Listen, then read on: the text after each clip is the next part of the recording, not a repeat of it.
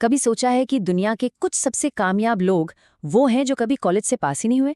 जी हाँ, आज हम बात करेंगे ऐसे ही कुछ कॉलेज ड्रॉप आउट अरबपतियों की। और ये एक बड़ी ही दिलचस्प दुनिया है। तो सवाल ये उठता है कि क्या कामयाबी के लिए डिग्री सच में जरूरी है? मतलब क्या फॉर्मल एजुकेशन के बिना कोई सफल नहीं हो सकता? आज की हमारी पड़ताल इसी बड़े सवाल के आसपास घूमेगी। और इस सवाल को समझने के लिए हम दो ऐसे दिग्गजों की कहानियों में उतरेंगे जिन्होंने दुनिया ही बदल दी। और कमाल की बात यह है कि ये सब उन्होंने कॉलेज की पढ़ाई बीच में ही छोड़कर किया। तो चलिए सबसे पहले बात करते हैं बिल गेट्स की। एक ऐसा लड़का जो थोड़ा बागी था और आगे चलकर दुनिया का सबसे अमीर इंसान बना। पता है, बचपन में बिल गेट्स ना हमेशा अपनी माँ से भिड़ जाते थे। मतलब एक तरह का विद्रोही था। हर चीज उन्हें अपने तरीके से करनी थी। उनकी माँ इस आदत से इतनी तंग आ गई कि उन्हें कुछ साल तक एक साइकोलॉजिस्ट के पास भी ले जाना पड़ा। और मजे की बात देखिए, साइकोलॉजिस्ट ने भी हाथ खड़े कर दिए। उन्होंने उनकी माँ से कहा, ये जैसा है वैसा ही रहेगा, इसे खुद के सिवा कोई नहीं बदल सकता। मतलब ये जो आज़ाद ख्याली थी ना, वो उनकी नेचर का हिस्सा थी और दुनिया को इसे बस अपनाना था। और उनका सफ़र बहुत तेज़ी से आगे बढ़ा।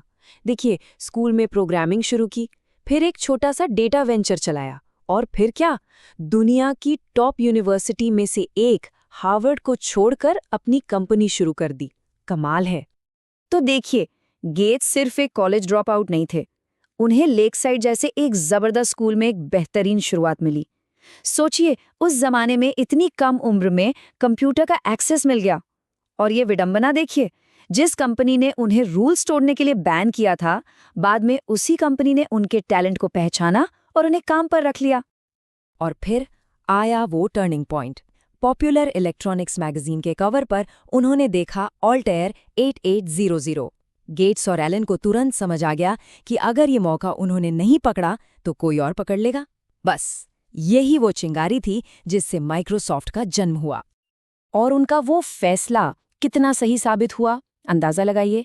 1987 तक, मतलब सिर्फ 32 साल की उम्र में, उनकी नेटवर्थ 1.20 अरब डॉलर से भी ज्यादा थी। वो दुनिया के सबसे अमीर सेल्फ मेड अरबपति बन गए थे।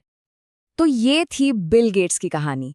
अब रुक करते हैं एक बिल्कुल अलग पर्सनालिटी की तरफ और देखते हैं स्टीव जॉब्स का सफर, जो इससे काफी अलग था। स्टीव जॉब्स को समझने के लिए ना, ये 3 शब्द बहुत जरूरी हैं।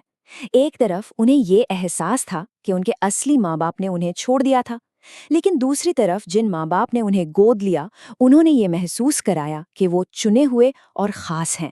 ये जो अंदर की खींचतान थी, इसी ने उनकी पूरी जिंदगी को एक शक्ल दी।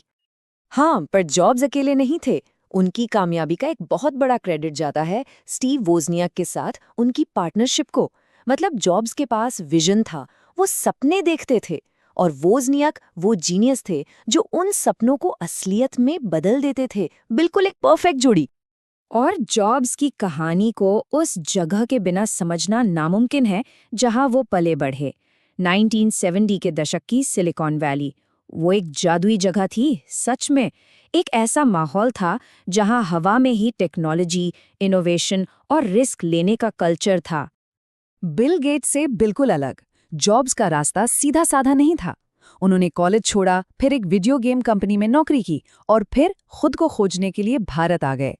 ये उनकी काउंटर कल्चर सोच और स्पिरिचुअल खोज को दिखाता है, जिसका असर बाद में एप्पल के प्रोडक्ट्स पर भी दिखा। ये जो डिज़ाइन को लेकर उनका जुनून था ना, ये उन्होंने अपने पिता से सीखा था।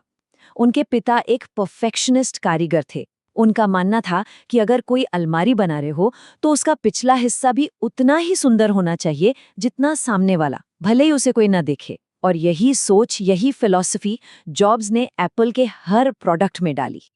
तो अब सवाल ये है कि इन दो बिल्कुल अलग कहानियों से हम क्या सीख सकते हैं? क्या कोई कॉमन बात थी इनकी कामयाबी के पीछे? देखिए, उनका कॉलेज छोड़ना उनकी सफलता की वजह नहीं थी, बल्कि ये उनके जुनून और ड्राइव का एक नतीजा था। असली कहानी इससे कहीं ज्यादा गहरी है। कॉलेज छोड़ने से उन्हें एक आज़ादी मिली, ट्रेडिशनल रास्तों से हटकर बिना किसी रोक टोक के अपने विजन पर काम करने की। ये टेबल इसे बहुत अच्छे से समझाती है।